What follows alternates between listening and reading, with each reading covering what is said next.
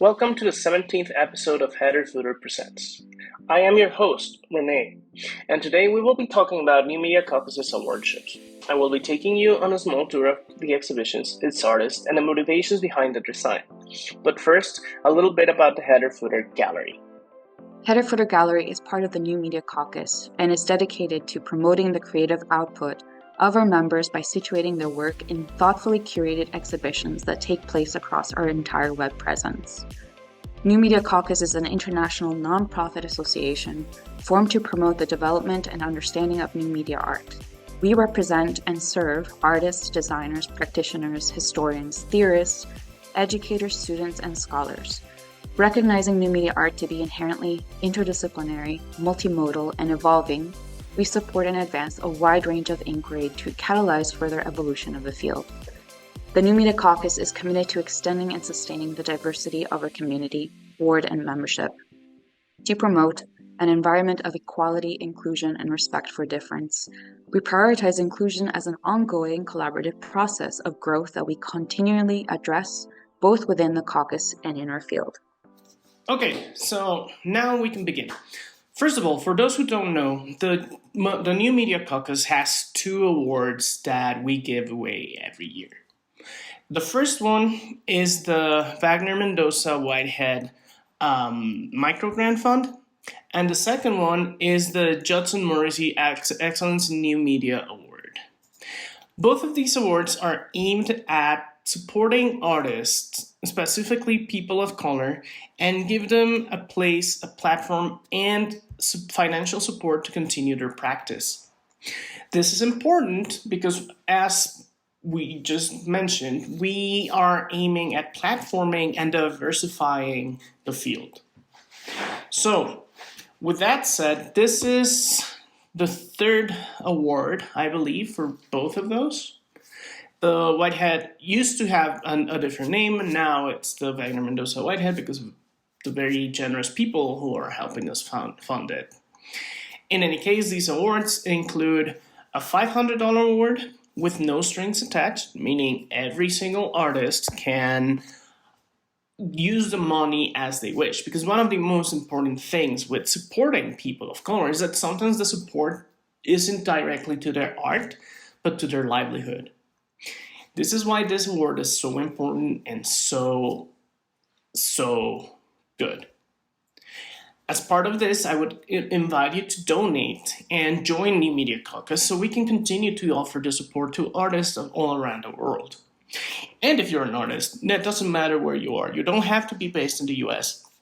We would like to invite you to join us, and then you can apply and have the opportunity of having our support.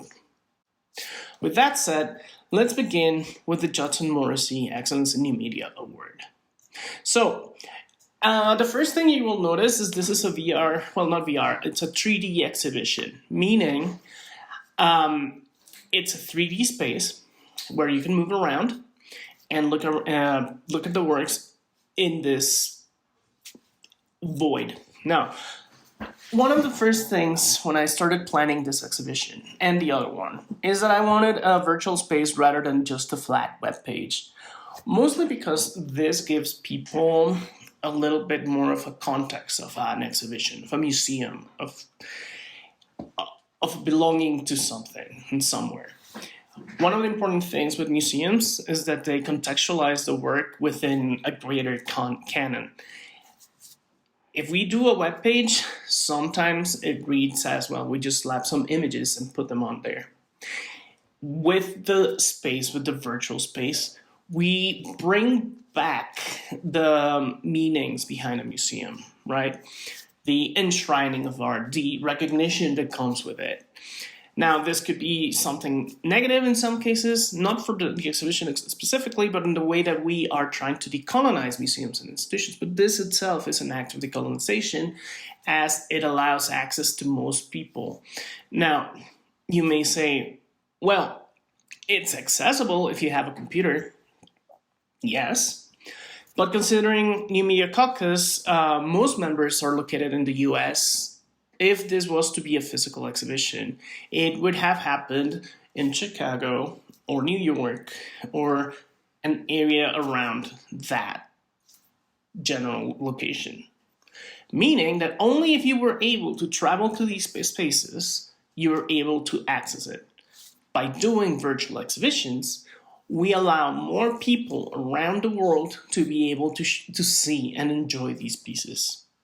Yes, we are limited by the technological access, the access to internet, but it's better than relegating it to one single space where it probably would have been there for a week. Now we have the show. It's been going on for about a month and a half. It will continue to go on for at least 2-3 more weeks. So overall, I see this as a win for the artist, as a win for the institution, and a win for all of us.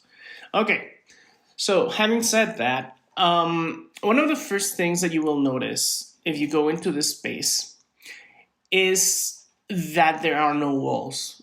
And this is because of a curious design decision by the designers of the software we're using. Well, the platform we're using. The platform we're using is called New Art City, as you can see above on the right side.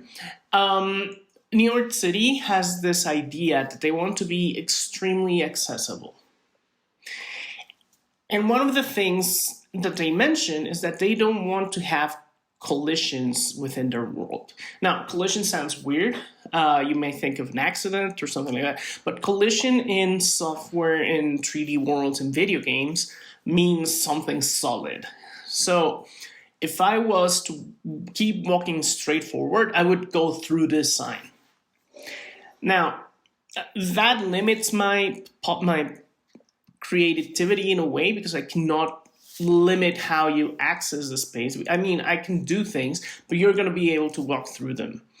The idea is that no one has to have video game literacy to be able to move in this space. Instead of constricting the visitor through walls and things, I decided to create this atrium-like area, space, where you can just spin around, find a work, and walk towards it. With obviously the welcome sign and the welcome text that you can see here. In the middle, again, it doesn't really matter because people can just walk through it. There's never going to be a problem with navigation. And so, let's begin. Now, the creation of this welcome text, these texts were different in a way because what I wanted to do is mostly just explain what the award was, what the point of us was, and then just let you go through the site because the works are so different. So in this one, I decided on a triptych layout. This is by Jan Schall, Lived in the Sea. In this work, you're going to see several things.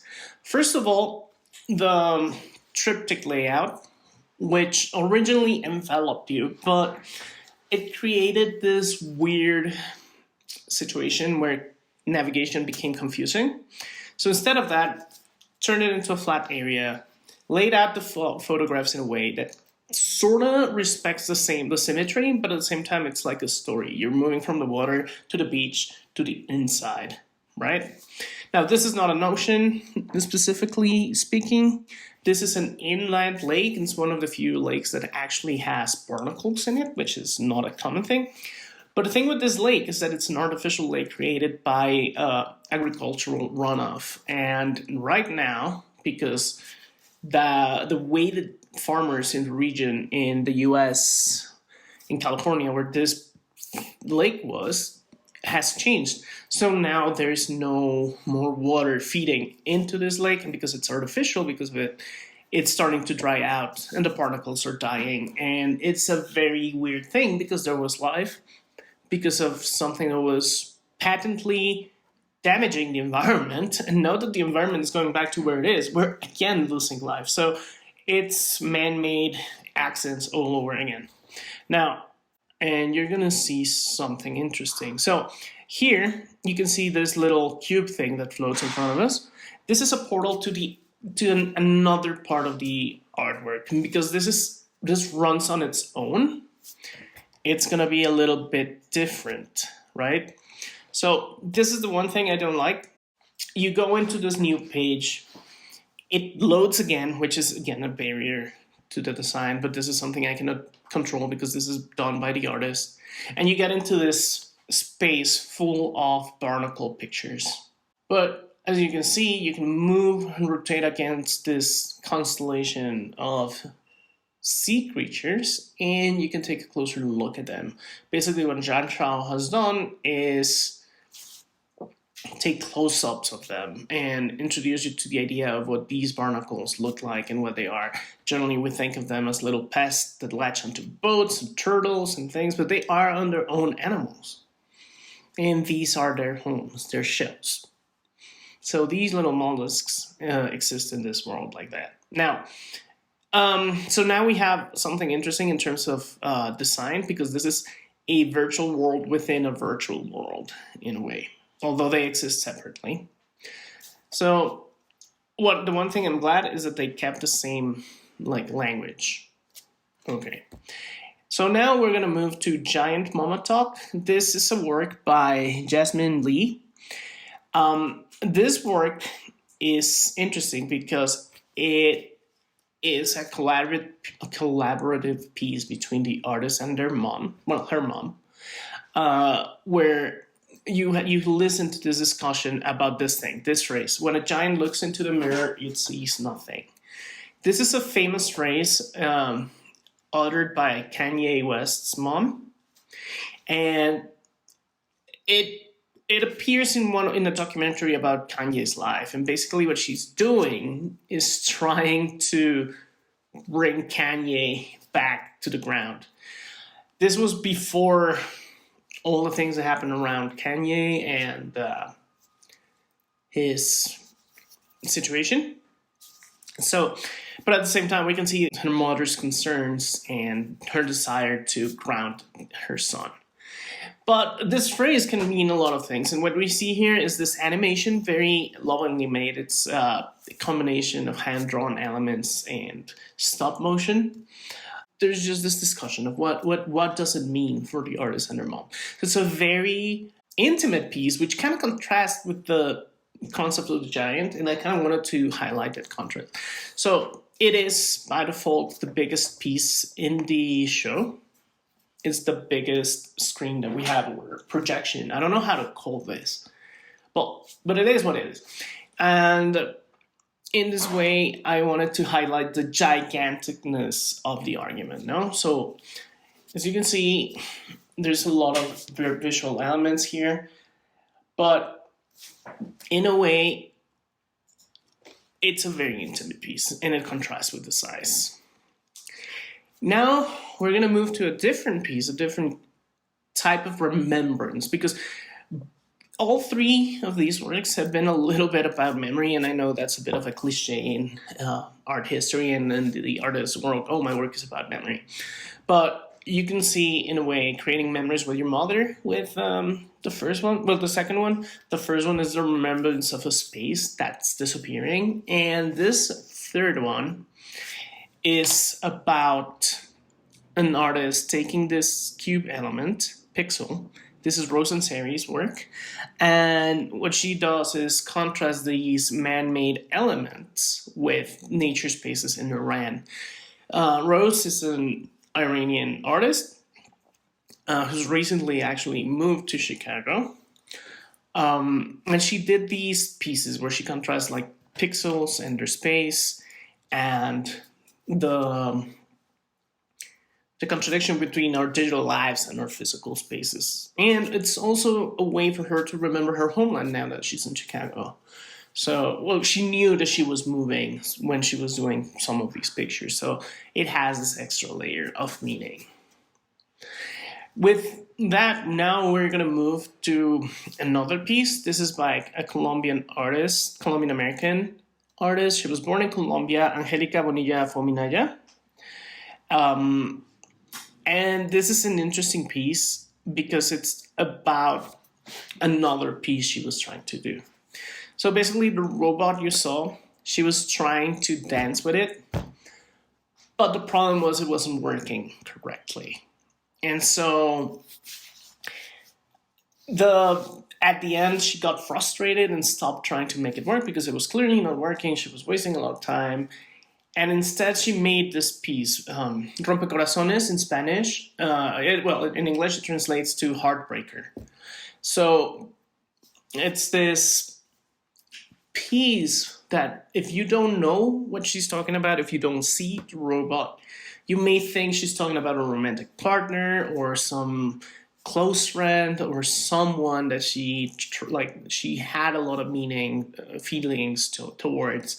And it's like a breakup.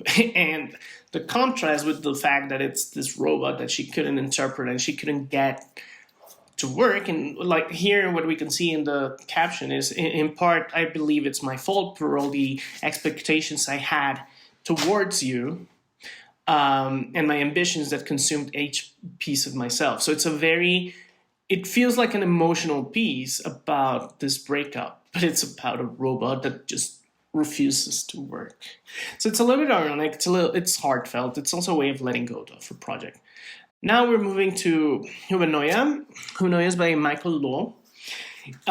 Michael, what he did is create this computer simulation. In fact, this work is traversable or will be traversable. You will be able to load into it and move around, and it generates its spaces or dreamscapes randomly. It's procedurally generated in a way. So every time you experience it, it's different. And it's, again, about memory. And you could say even the other one is about memory, in the way it's a bad memory, about a broken relationship with a robot. In this case, it's a memory of a village in southeast China, I believe. Southwestern China, sorry. That no longer exists. But it was part of the artist's childhood. So it's a combination of all these images and feelings and converted into a visual space. But because memory is transitory and it's not perfect, every time you go through it, it changes the details a little bit. And that's part of what Michael will want to do in this case. This is a really interesting piece, I think. I like the visuals, the way they have this almost, well, it is surreal by definition, but it's also very, very creepy in a way, but in a good way. And then we're going to move on to the last piece in the exhibition, which is Glimpse, Listen and Wander Around. This is by Yeun and Janice Xu. I hope I'm pronouncing this correctly. And it's a visual poem. It's a walk through a forest, a digital forest, a collection of sounds and videos. So the idea of Glimpse is that it's a combination of things or videos, bits and pieces of videos and sounds. It's a collection, it's a collage. So at times you recognize things, but they're only glimpses, right? So in this way you interpret, well, the artist is interpreting the data and the patterns that come from it. And again, we see memories. I'm starting to believe if this wasn't a show specifically about the Judson Morrissey thing, this would have been called something like Memories. But at the time, the intention was more about showcasing the artist in that way. Now, a few months after having even more time to think about it, yeah, Memories seems to be a very strong theme with these artists in particular, which makes sense if you're considering them, all of them are very young, well, not very young, but they're young in their early career, and they're seeing a world that's changing so massively. But yeah, so that's the actual virtual space. You can come and visit this. You can just go to New Media Caucus, the header. That's where you can find it. And there's one more thing I want to mention. If you can see, like, there's like this fog, and I can control this fog. I made it very thick because I wanted to invite you. Like, I didn't want you to just stand in there and go and see, oh, I can see all of them from here and just look around. I wanted you to, ironically, get glimpses of what the show is, of where things are. So you would have to go and get closer. So you see a little bit of the Big Mama talk, but you're not really like fully seeing it. So you have to get closer. And in a way, I felt that this pushes you into seeing the work more. Also because it's a circle, it's a natural enclosure, and it keeps you from going through, I hope. Like, I'm hoping that people's natural museum instincts, which I don't really like, but I'm exploiting them in this way, kick in, and they don't barrel through the works. Ideally, they look around, they see like what's going on. Most people, they're not familiar with these things. Well, the first thing they will do is look around. So they'll see that there's pieces all around them, and then they can decide to engage with them in the order that they wish. Yeah. So you can see here, like you can see the cube. The cube floating was this relief element that I thought Ansari's work needed, just to pull you into it. Now we're having some technical issues. I'm gonna stop here for a second. Okay, I'm gonna clap. Okay, now this is the welcome screen. So you have like the same text, but you can also go to the sync, which is a catalog. This is a 2D representation of the thing.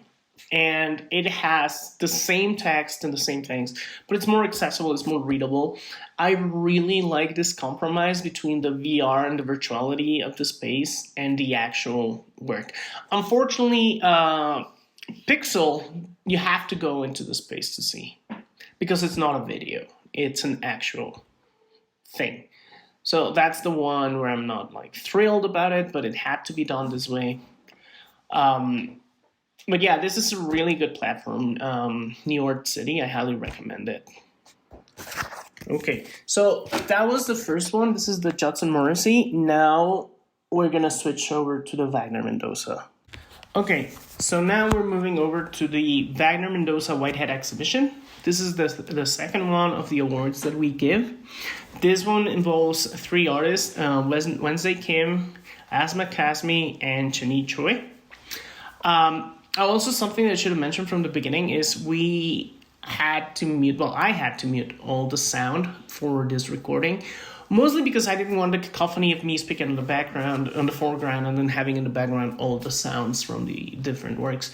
But one of the things that I tried is to make sure that they didn't overlap too much, so you could get like a particular like listening experience for the one you're looking at, but also have like a little bit of sound from the other ones. So first we have this idea. I really like this idea of using the water, the reflection, and then having this welcome thing.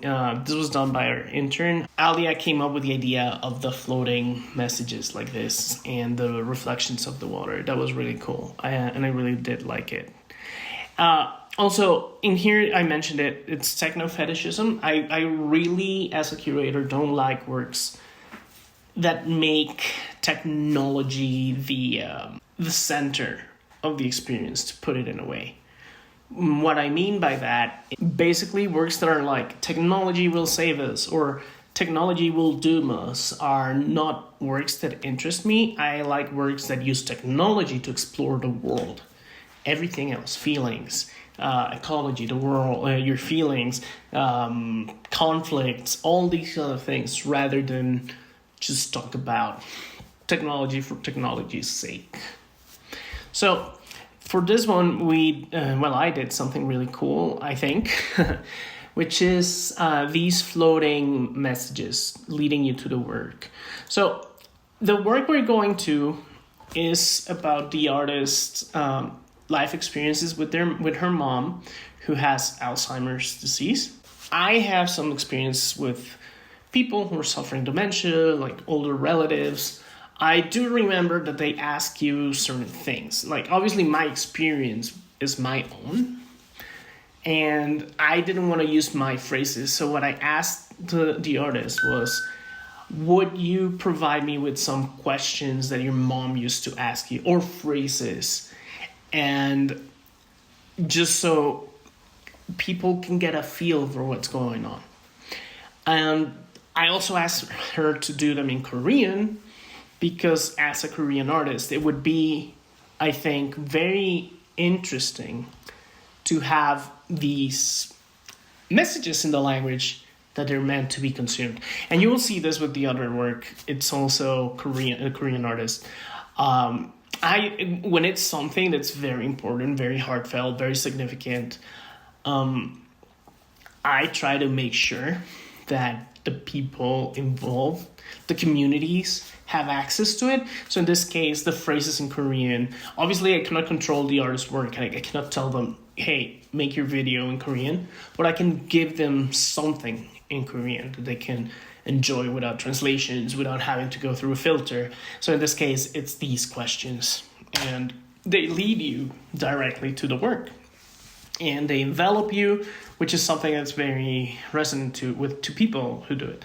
So this is the actual work by Chani Choi. This is more of a memory of the full work. The full work that you're seeing in the background is generated by that helmet thing that the artist is wearing. Basically, it reads her neural her brainwaves, and it modifies the scene that's happening in the background. This is all procedurally generated, and it's responding to the artist. So in a way, it's a performance rather than an animation. It's also a interactive work, at least within the context of the artist and the computer.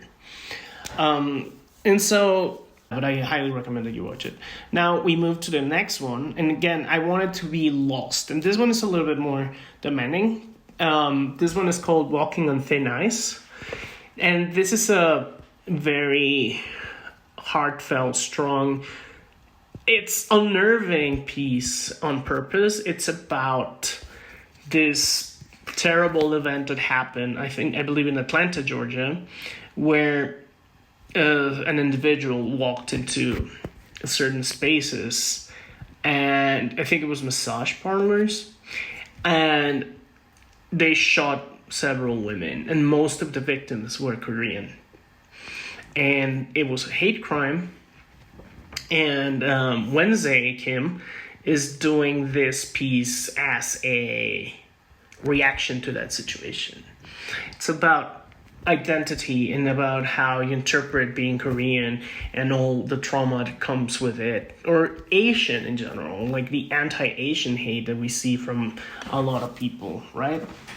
And so what I wanted to do was to give this piece its own space, just like the other one, because these are more dramatic, like emotionally rending works. Talking about the dementia from one of your parents or the shooting of people, it cannot have the interplay of sounds and spaces that the other one had. So I had to be a little bit more serious about this one. And this is a text that I made for the exhibition. And basically it explains what happened. So people that have no context in terms of the shooting itself can interpret it. Now, on the left, it's this text I translated. Obviously, I did run it through the artist and asked her if she thought that my translation was good enough. And again, this is an effort to make it a more inclusive experience to the community that it actually directly affects. And then on the right side, we have links to two websites. One is the BBC in Korean. The other one is, I think it's the New York Times. And if you click on that, it links you to news about the situation as a way to give even more professional context and deeper understanding of the situation that happened. And I really wanted this because of how sensitive the subject is. And so I think that work like this should not stand alone. I believe that it needs the extra context, and this is my way of providing it. And now we move to the last piece. This is called Cranes and Cube by Asma Kazmi. This is a very interesting piece because it has a lot of context that requires explanation. So first of all, the cube in the middle represents the Kaaba, which is one of the holiest sites in the Muslim world. This is a place where you have to make your Hajj or your pilgrimage to, correct? And it's in Mecca, the city. Obviously, that's when people say that they have to go to the Mecca, they're going to this space, to this cube, to do your tawaf. And one of the things that's happening in this space, and this is what Asma is actually talking about, is how is being commercialized and destroyed, torn down and turned into luxury hotels and shopping malls and all these things that are not in alignment with the values of Islam, in the name of tourism and in the name of getting even more pilgrims in, because this is a gigantic business for the Saudi Arabia government, because everybody in Islam has to make the pilgrimage at least once in their lives. And so it's this contrast between the values of Islam, of charity, and being this individual who is humble, and then being surrounded by all these luxurious things. And also part of the problem with this is that they're tearing down historically significant things. They recently, in the last 5 years, I believe, the house where it is believed that Muhammad grew up in has been torn down. So a lot of significantly important spaces for the religion have been torn down in the name of the exploitation of the tawaf and the hajj.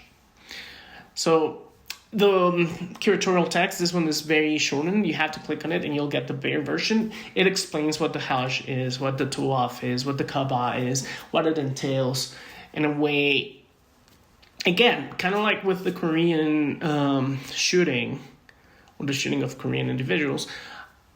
I believe that you cannot appreciate these works without the context to understand them. If you are an American person who's involved in, the American context, you may not know the significance of the Kaaba. You may not understand why a cube being surrounded by cranes is so important and so spiritually important, right? And then we go into the catalog.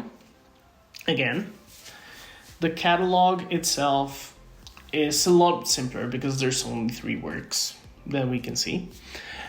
But we have the statement, and again, this is more in the name of accessibility, and it's something that, as I mentioned, I really like.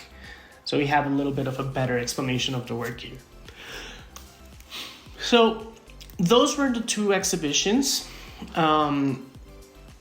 I know this is a short episode, but I really didn't want to swamp people with knowledge. I just wanted to to explain a little bit of my reasoning behind them. I wanted you to see the work that goes behind the exhibition design, but also do a little curatorial tour of the exhibition, kind of like what museums actually do. Because one of the intentions behind the header footer gallery is to become more and more of a museum/gallery than just a web page. And we do this with the podcast that you're listening to. We do this through the exhibitions that we do. And even some behind the scenes work that's not yet publishable, but will eventually allow you all to see the exhibitions even after they're gone. Oh God. With that said, I want to thank you for taking the time to listen to this. I want to remind you that these exhibitions are still available on October 27th, which is the day of the recording. You can go to newmediacaucus.org and just click on the header. It'll give you 2 options. Pick the one you want to hear, to listen, to look at first. Come back, listen to the other, look at the other one. Take the time to listen to the full works. Listen and watch. Experience them fully, I think, is a good thing to do. Wear headphones. And, now we are working on a new exhibition. I'll be ready within the month, I hope, which is called New Rules. It's part of a collaboration with the podcast Hackers and Artists. And it showcases 5 fantastic artists.